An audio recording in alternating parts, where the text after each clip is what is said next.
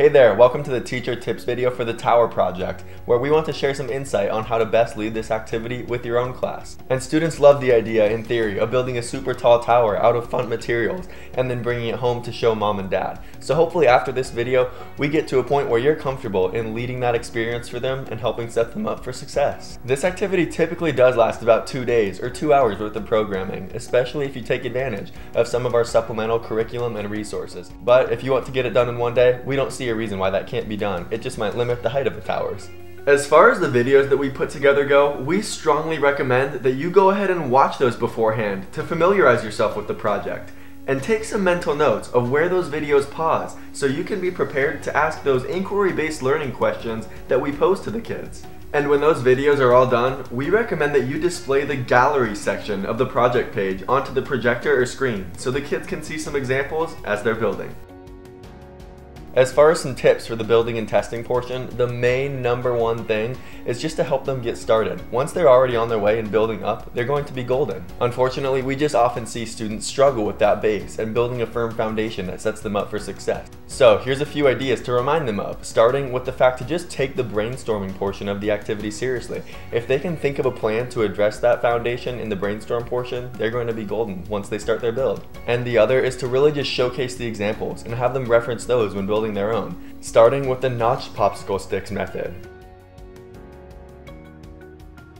We also have gluing the popsicle sticks the long way across. Another is to just build the poles and connect them towards the top. And finally, we really like the idea of using wooden cubes to connect popsicle sticks going different directions. The problem there is it's really hard to connect popsicle sticks like this, which is what we often see, because there's no surface area for the hot glue to attach on. Unlike, for example, right here, where there's a lot of area for the glue to bond.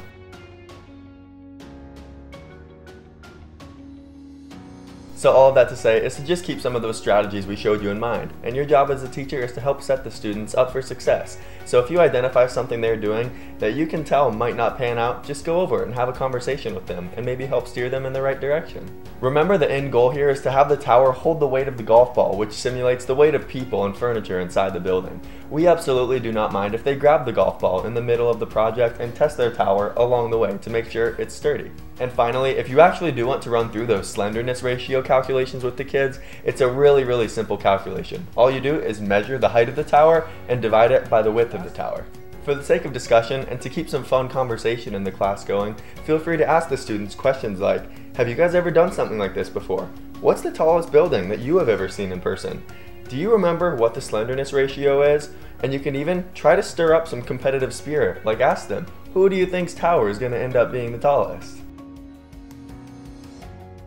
As far as materials go, while the videos are playing, we find it best to lay out some of the basic materials in the tower project sort of in a buffet style, and once those videos are done and the brainstorm portion is complete, students can come up, grab what they need to start their tower. For the sake of staying organized though, we do hold some materials back, like maybe the clothespins and the newspaper sheets, and only distribute those to the students if they plan them into their design and they ask for them. The last thing we need is a bigger mess in the classroom and newspaper sheets laying around that aren't even being used. If the project happens to be running a little early and you need some ideas for how to fill in the time, no worries, here's some tips. And the same thing goes for if you're running late. Here's some ideas for how to speed up the process but still stay on task. When cleaning up, go ahead and put any unused or reusable items back in the bin so we can get them back and recycle them for future projects if necessary.